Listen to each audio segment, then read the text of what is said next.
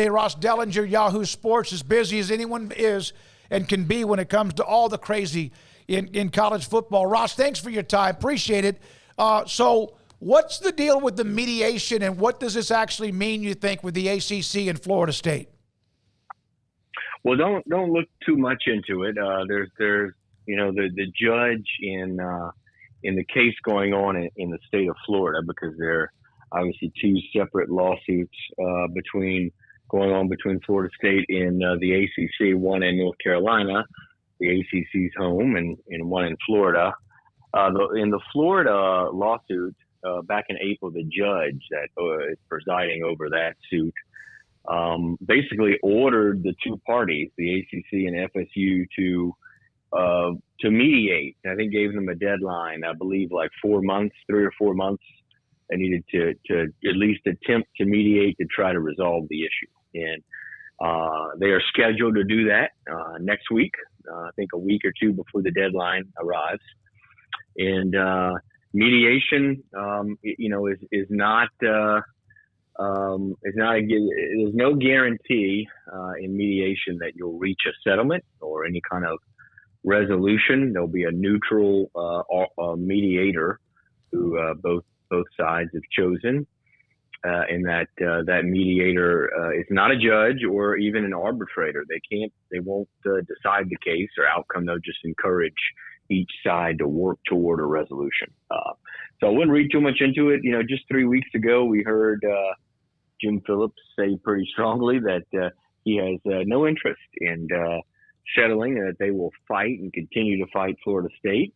But you never know what can happen, when parties get into a room and start mediation, and that will begin next week.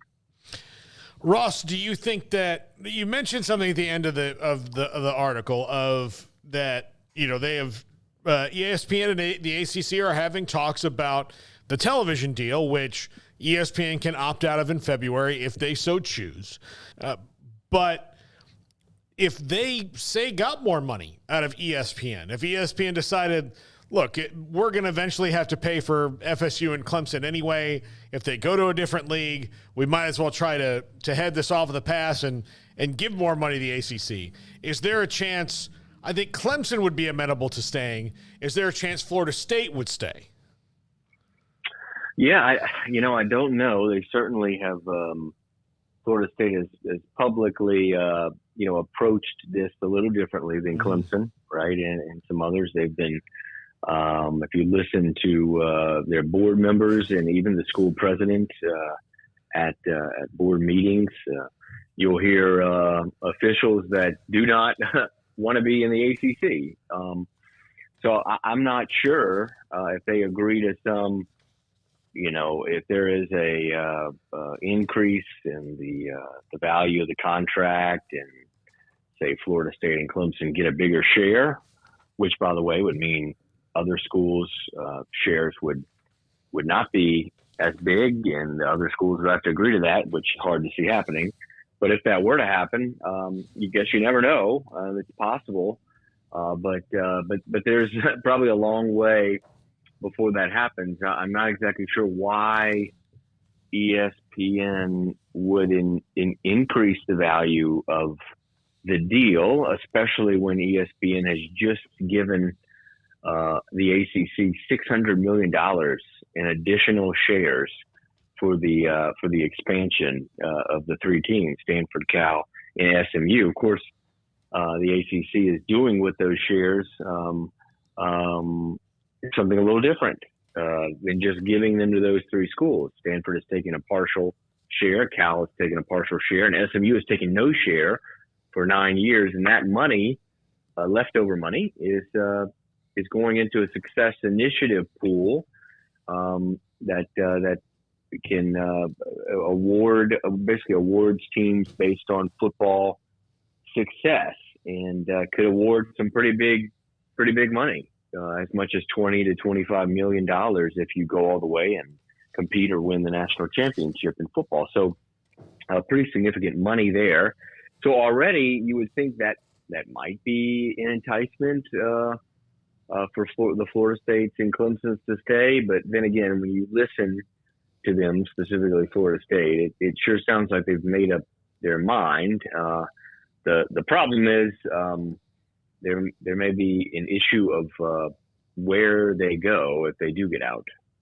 Ross, what were your thoughts today, Michigan, with the announcement that Jim Harbaugh will be an honorary captain for their opening game against Fresno State after earlier this week the news about him now being in a 4-year show cause?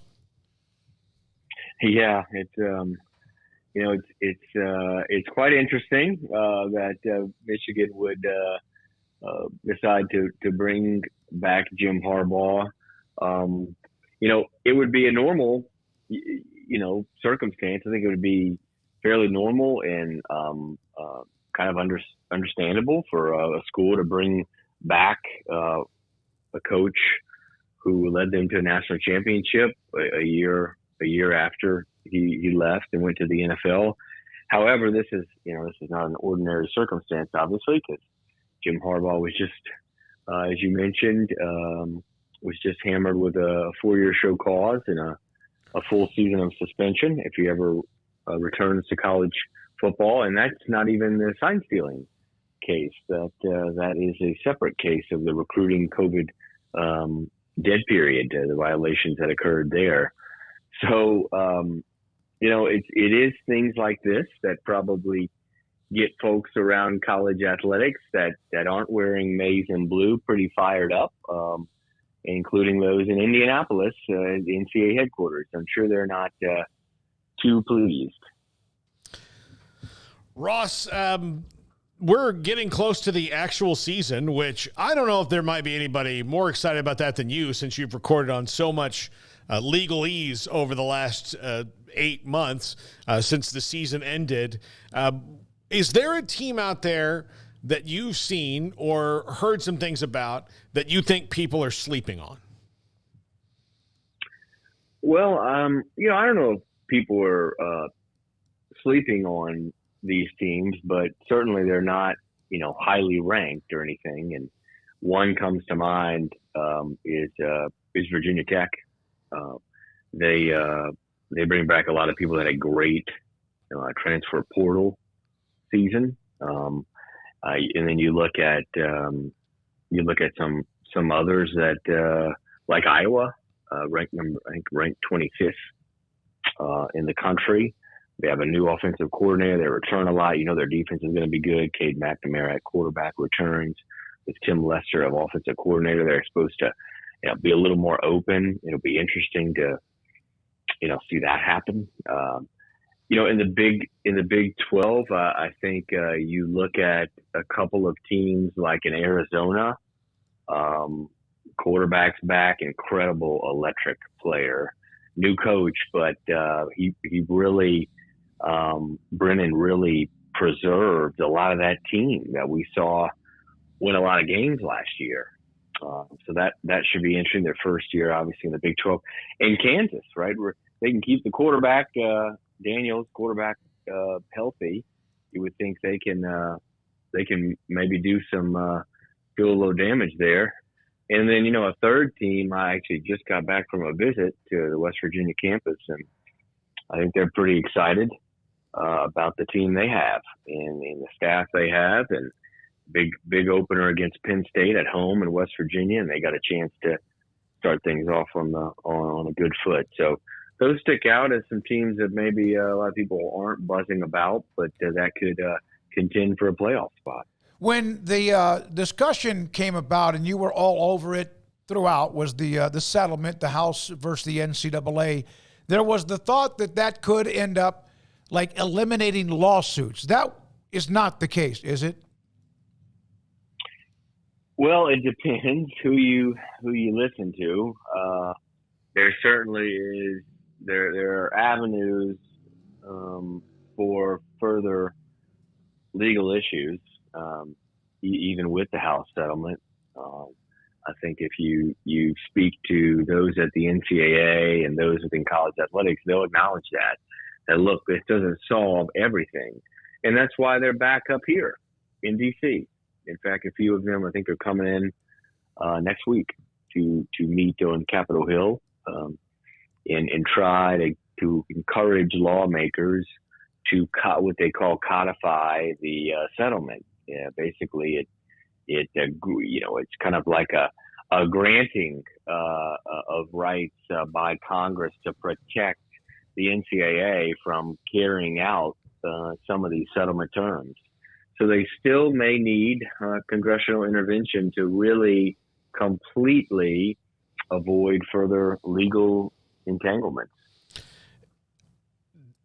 That still, even if every congressman that they wanted to get elected that would side with them would get elected, which we know isn't going to happen, it still seems like unlikely that Congress is really even motivated to do anything but show that they've heard about it. Maybe, yeah. I mean, look, it's been 5 years of this, and we've had, I think, 12 congressional hearings on college athlete legislation. We've had about, I think, a dozen or more bills introduced, and probably dozens of trips from college commissioners up here to the Hill. And all of that has resulted in one singular bill that has passed through committee, which is the first step of probably 5-7 steps in passing. So, and that bill, by the way, passed committee, but has not yet been introduced on the floor. And I've been told not to expect it to be introduced on the floor of the House anytime soon. We'll see. That could change, but we haven't had a lot of movement in 5 years, so I'm not so sure that we will have movement in the future. I will say this is probably one of the more consequential elections in college sports history, because I think if you talk to college administrators, they will tell you they need a Republican-controlled Senate, and Ted Cruz. If the Republicans do take the Senate, which right now the Democrats have by basically one spot, and the Republicans are projected to retake the Senate, Ted Cruz would probably be the Commerce Committee chairman. I mean, the Commerce Committee controls college athletic legislation, a lot of this stuff, and so there's a better chance if that happens that something could move.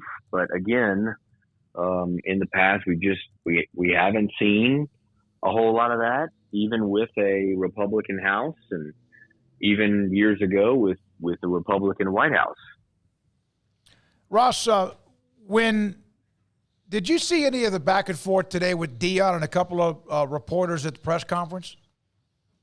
I just saw that in the last hour. I did. I don't know what the backstory is to that, but the initial reaction that I had to something like that is just kind of head scratching. I just don't get this, and I'm sure obviously Deion was hurt by something that CBS reported or wrote at some point, and so he decided not to answer a question from that outlet. It's just it's better sometimes for these coaches not to cause a scene, and I never understand why they choose to do that and why they choose to obviously let things kind of get under their skin and fester instead of just kind of pushing it aside and forgetting about it and moving on. But you know what? Deion can do whatever he wants to do, and obviously he decided to take the approach he did. Yeah, the one was a columnist from the Denver Post, Sean Keeler, who's been pretty rough on them in the program, whatever. The other one was a local CBS reporter, and it was a CBS, I think, national type poll or story about who was ranked among the worst coaches, and Deion was near the bottom. And it was a local guy that has nothing to do with, of course, the national brand. But hopefully that they wasted press conference time. But at the same time, there's people who are pro-Deion are going to love it. Those who don't are not going to understand it. And I think they should be able to figure that out. Ross, football season, as Paul said, around the corner. It's been a crazy 3 or 4 years. So much has changed. How much, and that doesn't mean there won't be stories, but how much do you look forward to just games being played? Well, you know what I got to do before games are played? I've got 3 weeks. I've got to start learning where all the players are. Yeah, yeah. You know, they're moving around so much, and you're so bogged down in the off season with all the sports business and off the field related issues that I've got to start learning. But I'm certainly excited. I mean, arguably, this is the most anticipated college football season, perhaps in the modern era. You've got an expanded playoff, and realignment has brought brand new conferences and conference membership and huge matchups week in and week out. Going to be pretty fun. So here's what I think we should do as a group of media. At Media Days, we should start a game show of where is this guy now, and just put people up on stage and have a host and go, all right, where is this guy now? Yeah. And if you get it right, you get a point. If you don't, you're out, or the next guy comes up, and we just learn it that way. That could be fun. Yeah, let's do it. Sounds like a plan. Yeah. Thanks for your time, Ross. Appreciate the time you give us. Ross Dellenger, Yahoo Sports. He is a great follow.